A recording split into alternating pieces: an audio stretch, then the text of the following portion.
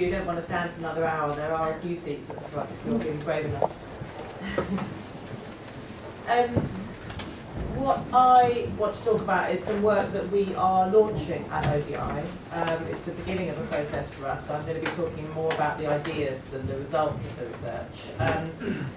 And it's something which follows on very directly from some of the things that Brenda was talking about at the beginning about defining the outcomes of development that define, in a sense, the value that we're trying to get for our money. Agreeing shared objectives, what is it we're actually trying to achieve through this process that we call development, and also thinking about that in the context of some of the metrics that have been developed in OECD countries, particularly in relation to health in this country. So really, when we're thinking about value for money, about effectiveness, all the things that we're talking about here, it's around whose values are we, whose value for whom, and effectiveness as defined how. So, next slide please. I've come for this by, when starting this process, I began by looking back at some of the myriad of reports and investigations and different types of participatory research and so on that have been done. Most notably the World Bank's two studies, Voices of the Poor and Moving Out of Poverty, which have tried to get to the bottom of this question. What is it that we're trying to do? What is it that the people who are intended as the beneficiaries of all this action actually would like us to be achieving? And in some ways, of course, the question at the top of the slide, what do poor people want, is a completely stupid question, because people want all kinds of different things. There is no homogenous group of poor people who we can go and ask. Like all of us, they want different things in different countries, depending on who you ask, whether they're a man or a woman, what time of day it is, any myriad of things. It's in some ways an absolutely nonsensical thing to ask. In other ways, it's the only question that we should be asking. It should be at the heart of everything that we're doing. Interestingly, when we ask this question of different groups of people, and one has to be very clear all the time when one does this research on who is it you're asking, and they can only be representative of themselves. These are some of the things that they come up with. Jobs always features very high. Transport, roads, sense of sort of connectedness, of not being cut off from the rest of the world. Personal security, a kind of fear of violence and their own sort of, just respect for their own bodies themselves. And a kind of sense of respect and dignity and community. This featured very largely in Voices of the Poor, just the kind of humiliation of being poor. And just the sort of daily lack of respect and indignity that people suffer. When you compare that against, for example, the Millennium Development Goals or the different objectives of aid, of the sort of things that aid agencies tend to hold up as their primary objectives, next slide please, they tend to look rather different. Now that's not to say, of course, that when you ask people they don't want these things, they frequently do. And that's not to say that then in no development programme is ever delivering the other things. But I think there is to some extent a disconnect between the things that often come up in what people say are their own priorities and the things which tend to be prioritised by aid agencies. Now I should say I'm a big fan of aid. I spent a lot of this week in the context of the DFID reviews defending aid against various sceptics on radio programmes and so on. So I'm absolutely a big, I do thoroughly believe that it can work, that it does work, and that most, a lot of it does an enormous good. But I think that's still, obviously the whole point of this exercise is to try and make it better. And very much in that spirit, I think the question I'm trying to answer in this research is how can we get better at more systematically aligning the priorities of donors, the priorities of governments with those of poor people. Now clearly, this is in no sense a new problem. People have been asking this question for a long time. And the key way that this happens, that this should happen in societies, is through political processes. That's what politics is for. And that's what, that's what democracy is for politicians to come out there with offers and say, I can do X, Y, and Z for you, and people to then choose, in a sense, between different offers on the basis of the things that they most want. That is clearly, ideally, how it should work best. Now, we all know that it doesn't always work like that, and so it seems to me there's no harm in saying, clearly that is one big part of the story, but let's think about some other ways of doing that, of trying to, in a sense, get at the same ends. This isn't a new problem in development either, and people have tried to solve this. Most notably, I think, through the participatory poverty assessment process, there has been, I think, I'm not sure if I'm safe in saying, but slightly less so recently, but there certainly was a kind of big movement towards trying out different methodologies for defining poverty in different contexts, and then kind of coming at a set of things to do about it.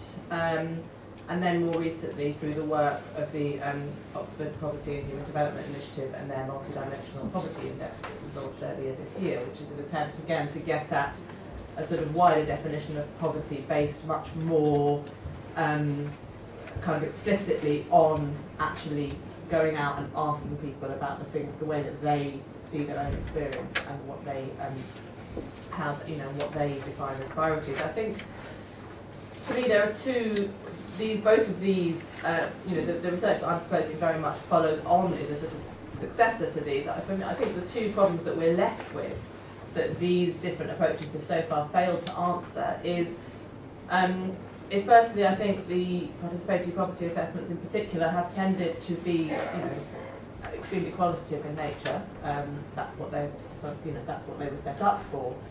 But I think in the world of sort of policy making and results and so on, I think quantitative indicators have a lot more power than qualitative indicators. I kind of think this is just a reality that we have to live with. If you can attach numbers to things, then they are more influential and more powerful. And I think the participatory poverty assessments haven't quite got there. They didn't, in a sense, that wasn't the problem they were trying to answer, but I think to some extent that does explain a kind of lack of bite of some of that research. The multidimensional poverty index is very much sets out to be an index, is all about numbers, so to some extent it answers that problem. But the criticism that index has come up with, which is common to many other of these kind of what the World Bank are now calling mashup indicators, which is a phrase that I like very much, is the thing about weighting. Clearly, if you're a policymaker, you can be confronted with the 9 different dimensions of poverty in the multidimensional poverty index, and they are all highly important. But if you're a policymaker, that only gets you so far. You can't put all your money in 9 places at once. You need to know what's most important. And in the absence of any system which tells us what the potential beneficiaries think is most important, you're left with the priorities being set by policymakers, by the other people who are in charge of the money, rather than necessarily by the beneficiaries themselves in any systematic way. I think those are the remaining problems that exist to be solved. What I'm interested in is trying to get at this problem in another way, very much from a sort of quantitative end. And what I've been looking at is some of the approaches that have been used in this country, particularly in the National Health Service, in trying to solve this problem. The NHS obviously has been grappling with the whole results and value for money agenda for longer than we have in development, and with arguably an even greater kind of political imperative to really demonstrate results and to show what's being done with the money. And the methodology that's being developed there, very roughly, anyone who is familiar with this methodology will be screaming in pain at this point, because this is a gross oversimplification of what happens. But is essentially goes through a 3-stage process. First of all, there is a definition of the outcomes that the whole process is aiming at. So in health, these are things like freedom from pain, freedom from anxiety and depression, ability to kind of get out of bed in the morning and go about your daily business. These are the sort of outcomes which health services and health treatments are trying to deliver. So the first stage in a development, in applying this methodology to development, would be to try and put together, through surveys, essentially quantitative methods, surveys, focus groups and so on, a set of outcomes for development. What is it that we're actually trying to do here? Is mobility and ease of communication sort of an outcome that we should be looking for development? Is clearly there has to be something there around income, ability to feed oneself and one's family, and have the sort of things that are seen as basic requirements for life. There's potentially something there about personal security and so on, freedom from violence, freedom from fear. We have to wait to do the research before we know what the answer is. Clearly, that's the whole point. But one can imagine trying to put together a set of outcomes that would say these are the things, when we ask people, these are the changes that they say they would most like to see that for them would constitute development. The second question is then, how do people value the different outcomes? One could end up with a long list of things, but that still wouldn't be very helpful from a policy-making point of view. One would have to know what's most important, what combinations of outcomes do people really think are the ones that should be the sort of first priority for resources, for policy, for political attention, and so on. Now, this sounds like an impossible question to answer. There are well sort of tried and tested statistical techniques, known mainly as the stated preference methods, to try and get to this question, which involve many going through many rounds essentially of survey questions and different ways of asking people to rank things, on a scale of 1 to 10, on a metric, in the sort of order of priority and so on. Some of them are very complicated, some of them are very much less so, and would be, one could imagine using them in very different contexts with different levels of literacy and so on. So that would be the next stage in this research, again without prejudging it, is to go out there and say, okay, now we've got a list of the outcomes, now let's see how people would rank them, how they would rate them, what combinations. It may not be a question of ranking, it may be that you have to have 3 or 4 of them together before you see any result. It may be a sort of threshold issue. But anyway, to try and investigate what people would see as the priorities for action. And then clearly, once you have that sense of what people want, how much they want it, to then look over and in order to answer some of the questions about value for money, to actually compare some different ways of using resources, how could one spend money in different ways to achieve the outcomes that people say are the most important to them. How much would it cost, and how can you use that information to think about different ways of using resources?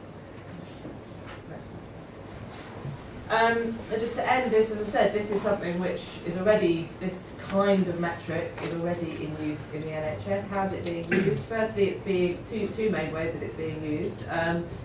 Firstly, to measure outcomes. There is something called patient-reported outcome measures. Anyone who's been in hospital recently for anything involving hips, knees, would probably have been asked if they are happy to fill in a questionnaire which says, basically compares how they felt before the intervention, how they felt afterwards in relation to, can they get out of bed in the morning, are they free from pain, etc., etc. And this information is there are currently, it says here there are currently 126,000, that was by the end of last year, so it's probably considerably more than that by now, that have been filled in. So, they're trying to essentially build up a big database set which will then allow people to say, in this hospital they do that and it achieves this kind of outcome, in this hospital they do that, and people report this about their experience in that hospital and their experience of treatment. So it's a way of measuring outcomes. Another way that it's used in the NHS is as a way of deciding on how to allocate resources through the National Institute for Health and Clinical Excellence, NICE, uses some of the information that has been developed through these surveys and so on to define value. They're also utterly concerned with defining value for money and how resources should be used in the NHS. And this kind of information around how much people value different outcomes is one of the inputs that NICE uses to define value for money and effectiveness of different treatments. So one can see that these are usable, they've been used, they're quite influential in policy making in at least one area. One can imagine a way in which this approach could be piloted in development. And similar approaches have already been used in sort of bigger public policy issues around tackling deprivation in the UK. There's been a study in South Africa using some similar methodology around different questions about allocating resources. So it's utterly usable. I think the question is now twofold. There is a question about, actually how would one put this, what would be some of the issues involved in putting this into practice in a development context, and that's something that we're hoping to be working on at ODI over the next year or so.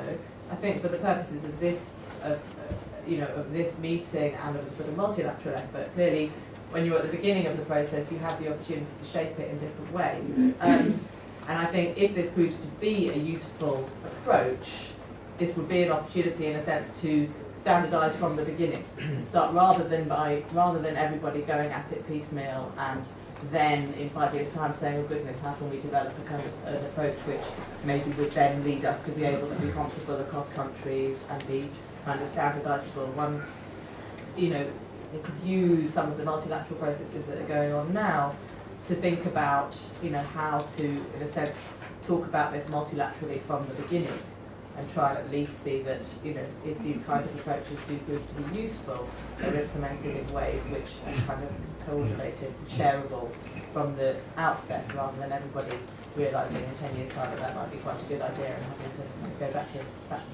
the beginning again. So I hope that I'll be able to come back in a year or two and report on actually how this works out in practice. But I think this is a potentially a very exciting idea for answering some of these big questions that do come up in the sort of anxiety around how value for money and aid effectiveness and so on can fit together. Thank you.